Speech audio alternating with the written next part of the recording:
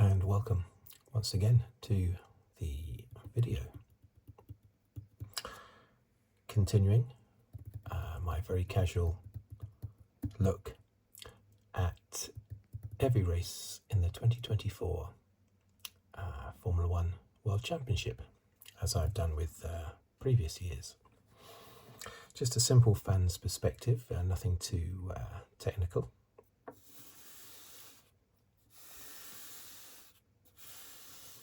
I'm certainly not Ted Kravitz, but I have been following Formula One now since the early 80s, so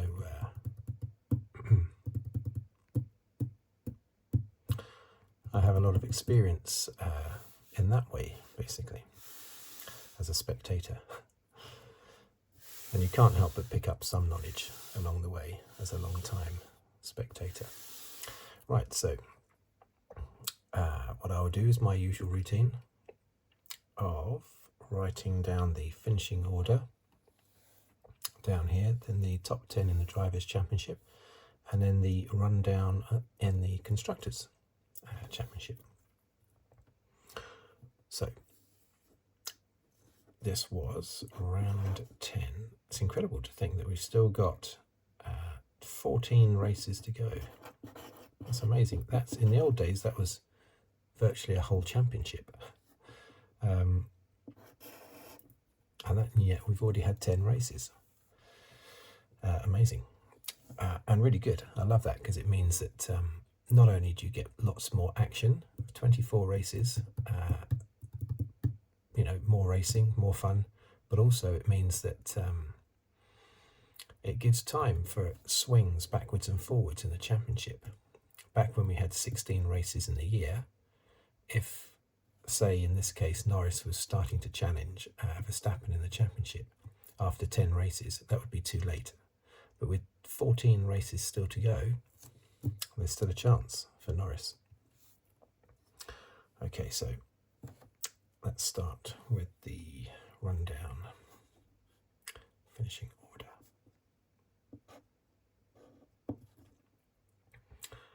First place, Verstappen.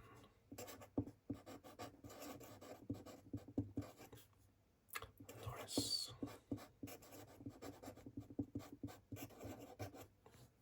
Hamilton. Russell. Leclerc.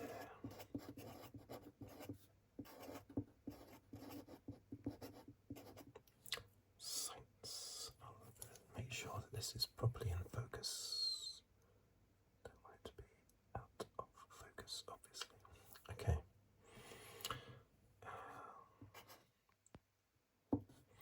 Seventh place was Piastri.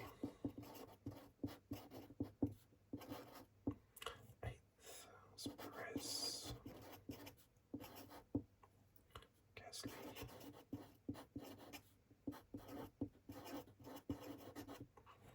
Ocon.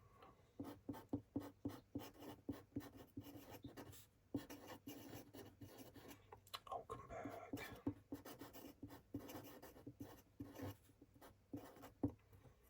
Alonso. Zhou. Stroll.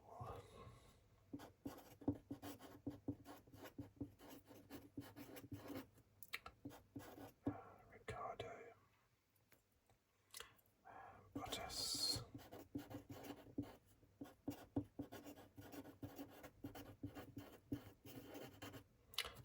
Magnussen.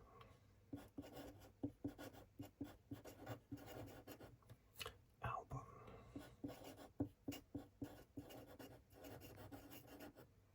Tsunoda.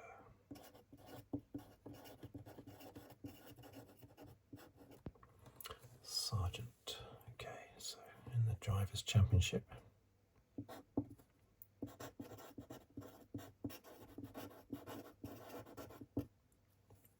Verstappen 2-1-9. Norris.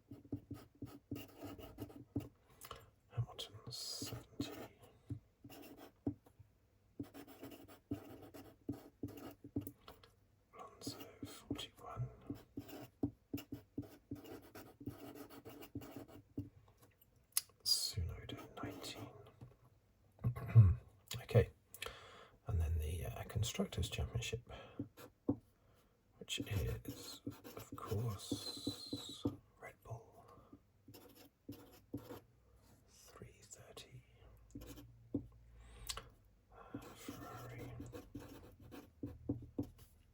270,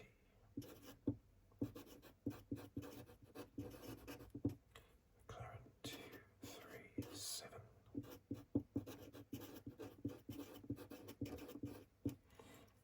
Mercedes 151, Aston Martin,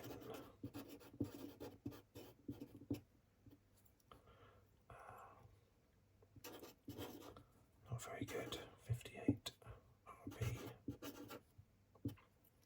28,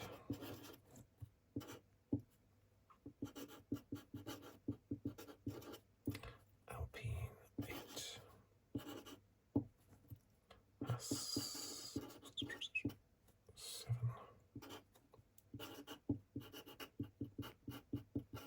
Williams just 2,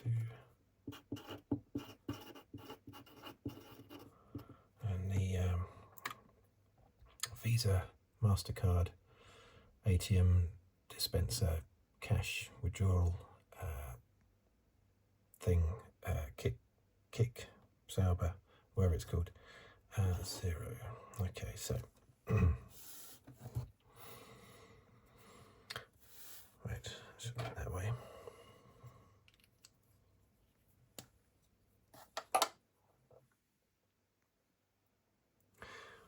Okay, so let me just put the fastest lap in, Norris.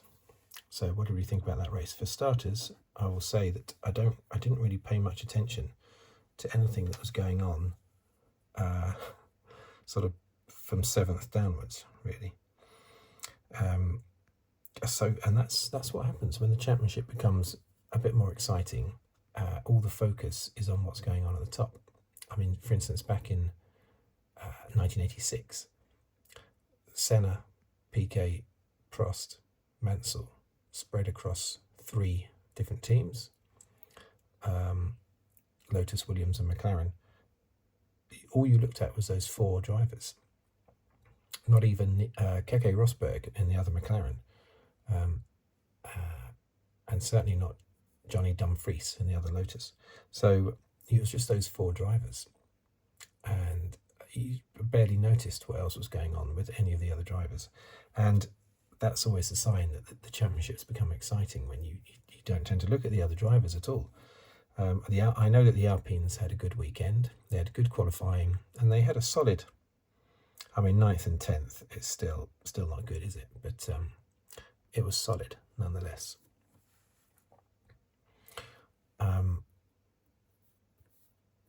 But all the focus is at the top, and of course between 2 particular drivers, because as I've said,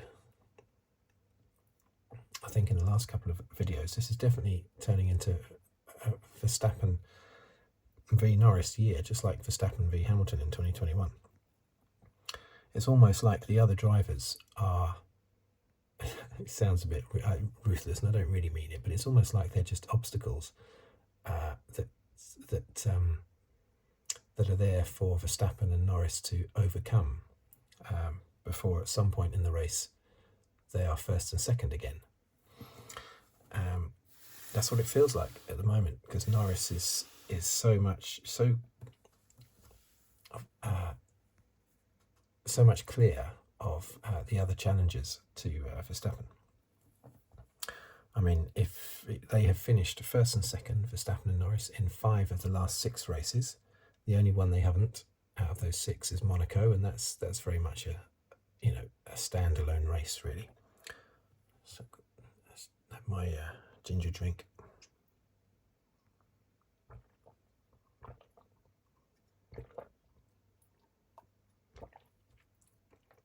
It's not tea.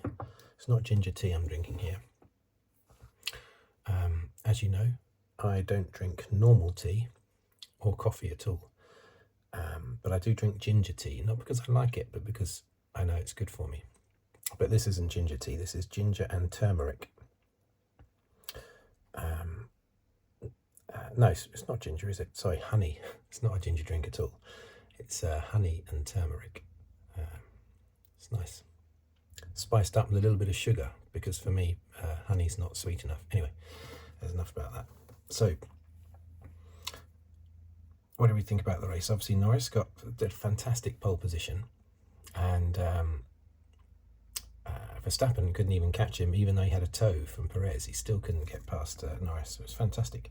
But Norris, in the race, did the thing that seems to be happening a lot, and I've mentioned it in previous videos. And the more it happens, the more I think it's not just my imagination, and that is he's just slow to get going, whether it's the start of a race or the start of a what's the word? I can't think of the word. You know, section of a race in between pit stops. What's it called? You know what it's called. I don't know. I can't remember. It's off the top of my head. It's just disappeared. Anyway, he's always slow to get going after a safety car or after a pit stop or at the start of the race. But then once he gets going, he's super quick. But by then, he's already lost a number of seconds or some places. Piastri, on the other hand, is super fast. Normally, at any restart from anything or coming out the pits on fresh tyres or anything like that, Piastri is very quick. Verstappen is very quick. Russell is very quick. Norris is one of the slow ones out there. It just takes him a while. Now, part of that could be deliberate. Part of that could be protecting his tyres. I think there's some of that there as well. But maybe he's protecting them a little bit too much, because he loses time. Stint. That was the word I was looking for. Stint.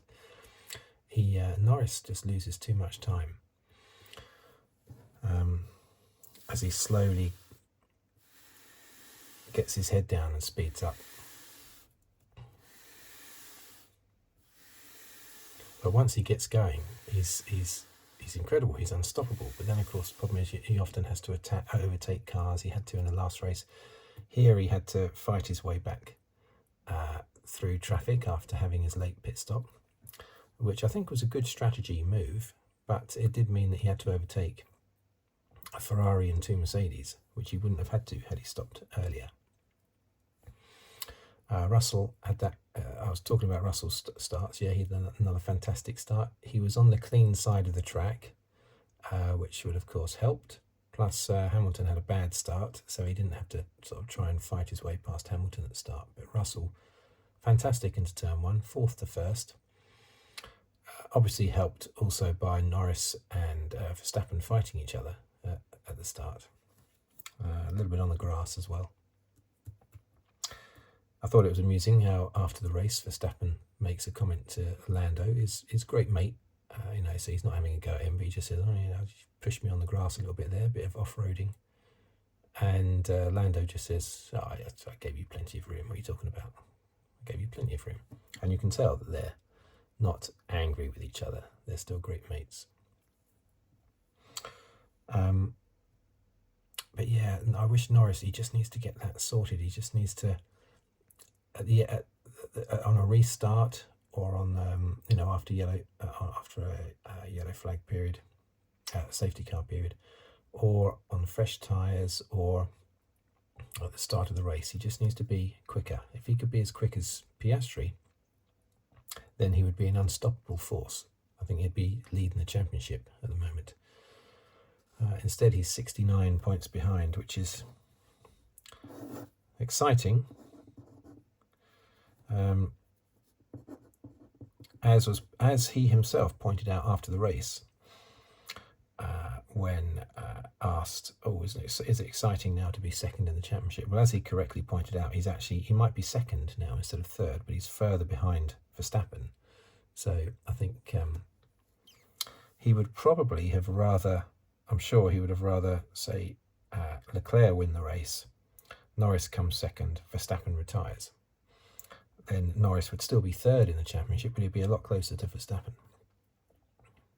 So that makes total sense, what he was saying there. There was some great racing, which you don't always get in Spain, or you do when the tyres are going off, but you don't normally get it when the tyres of both cars are a fairly similar age. And Hamilton on Sainz, that was fantastic, because they were on the same tyres, They had both changed onto the mediums, and that was a great move. I know Sainz has complained ironically, because Sainz was complaining about Leclerc complaining all the time. He said, Leclerc moans and complains all the time. And that was just after Sainz had been moaning and complaining about Hamilton. But anyway, he maintains Hamilton pushed him off. Well, if you look at the replay, Sainz pushed Hamilton off the track, basically. Hamilton's wheels went onto the curb. That made his car uneven, which means he couldn't go into turn into the corner as neatly as he wanted to, which meant he ended up drifting wide and accidentally pushing Sainz himself off the track as well. But it was actually Sainz that had done it to Hamilton initially when Hamilton went up the inside. I've spent the year mostly complimenting Sainz on his driving, but it's getting more and more erratic as the year goes on. He was fantastic in the first few races, Sainz. And he had his eyes out on stalks, like he was hyper high, basically. His eyes out on stalks, really feisty, really aggressive, really on fire, basically, because he was losing his drive. And I thought that would happen, and I predicted that before the season, and it has happened. However, he hasn't been able to continue that for beyond the first sort of 5 or 6 races, and I think now he needs to blink, because his eyes must hurt, because they're still wide open out on stalks like he's high. And I think Sainz just needs to calm down a little bit. He had that accident in Canada, and he could have avoided smashing into the Williams of Albon when he lost control. Here he had a ding dong with Leclerc. I think they're both equally to blame for that. Leclerc could have pulled out, but then again, why should he? Because he was alongside Sainz as Sainz was coming around the outside.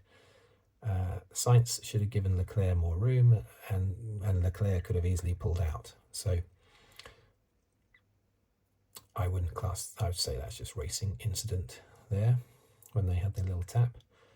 But Sainz was definitely to blame for his clash with Hamilton, even though he fully 100% blames Hamilton for that.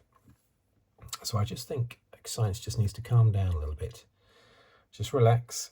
He's lost ground in the championship to Leclerc, of course, despite having a really good start to the year. But I'd like him to just chill out a little bit. Otherwise, a team like, say, Williams won't even want him in the team, because they can't afford to have damaged parts, damaged cars to constantly pay for.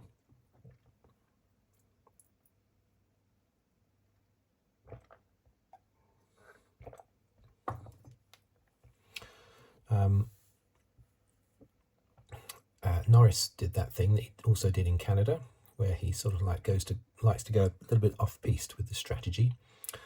It might not have been his decision, it might have been the team's decision, of course, but it was a very good one, I think, to stay out longer on the softs. However, he couldn't continue it for the second stint.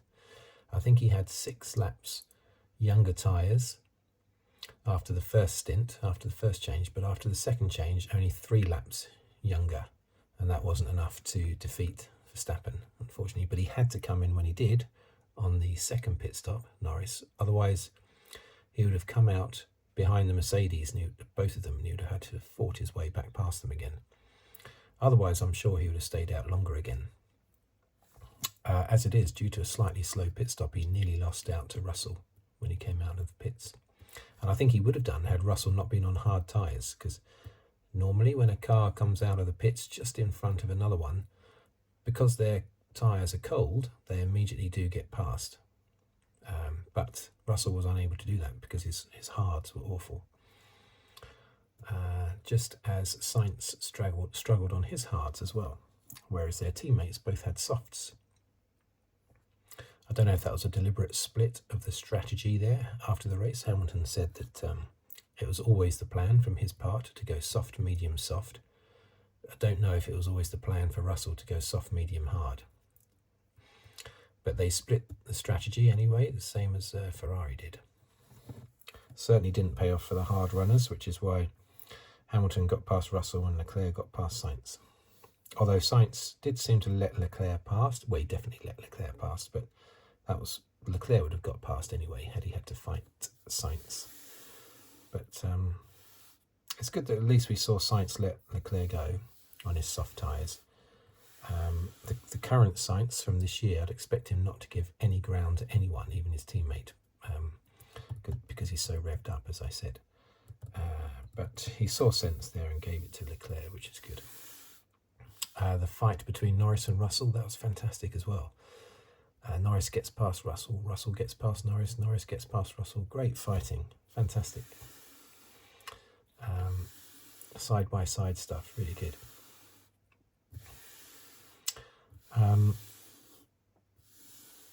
It was a British 2-3-4 again, just like in Canada. If it wasn't for Verstappen, if Verstappen had retired from the last two races, we would have a British podium, basically, for the first time since the 60s. There were lots of 1-2-3s in the 60s when British drivers were dominating, but I don't think we've had a 1-2-3 on the podium since the 60s. So that was a bit of a shame that we got a 2-3-4 yet again behind Verstappen. The fact that Verstappen won, yes, it is a bit frustrating, but it was still a fantastic race, and you can't fault Verstappen. That was a great drive. The McLaren is right there with the Red Bull. During the race, it may well have been quicker, but you see, what I don't like is if a car is, say, 1/10 quicker than another car, it seems to always be assumed that there's a 1 second difference, 1/10 difference in the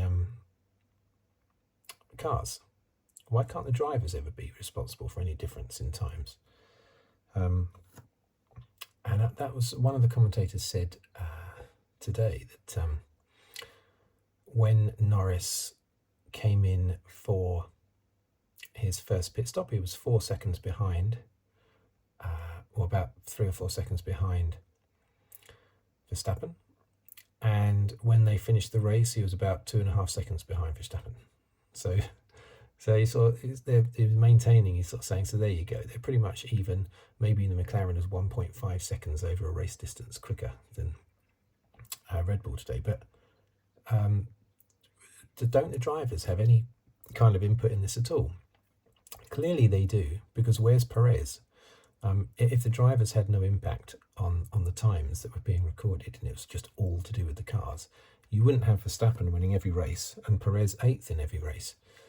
Look at Perez in the championship, 111. Verstappen 219.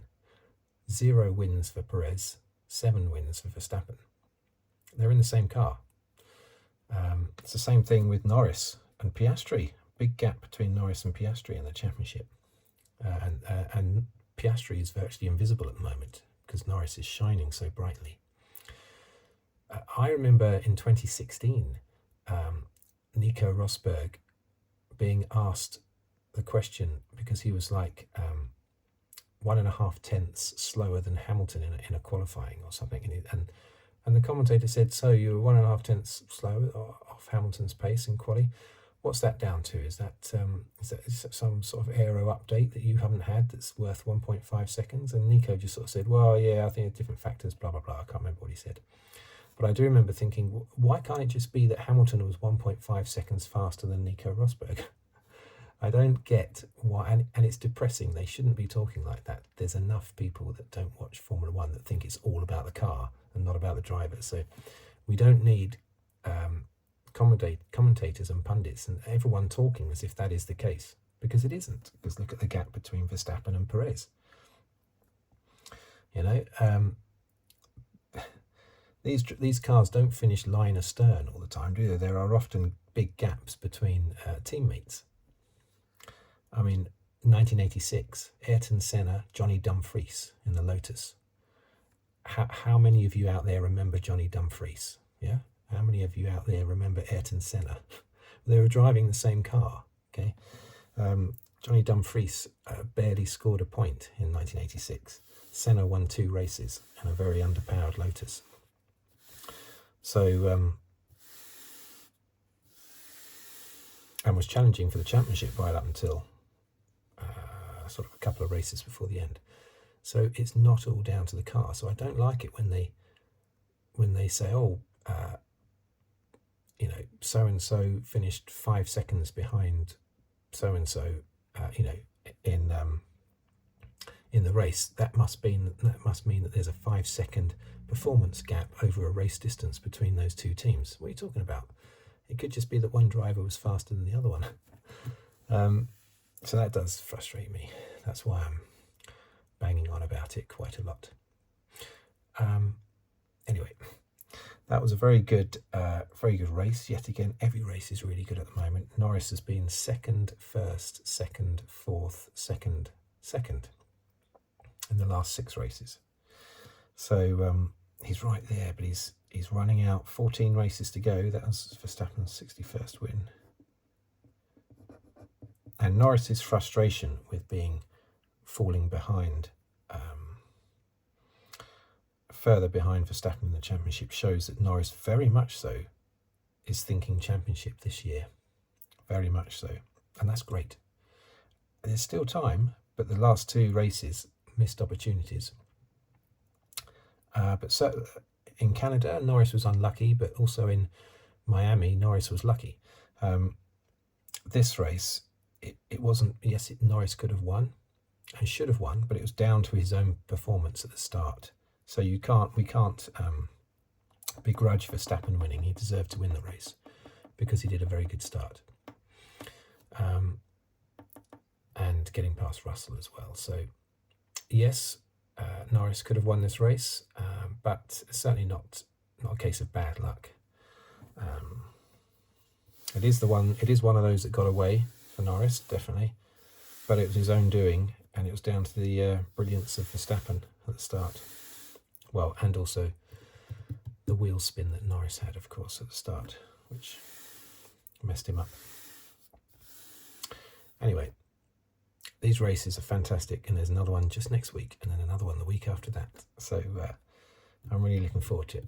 And let's hope that they stop constantly saying that if an Aston Martin is 500ths quicker than an RB on a lap, it means that there's a 500th of a second gap in performance between those two cars. Let's give some credit to the drivers, please, sometimes, you know. I mean, Alonso is completely outdriving Stroll every single race, every single year that they're together. They're not right next to each other crossing the line in a photo finish, are they? Because they're in the same car.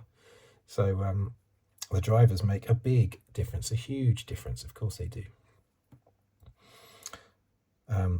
Anyway, can't really talk much about Aston Martin at the moment, can we? Because I normally draw a line. There's normally a top 5 and a bottom 5, isn't there? But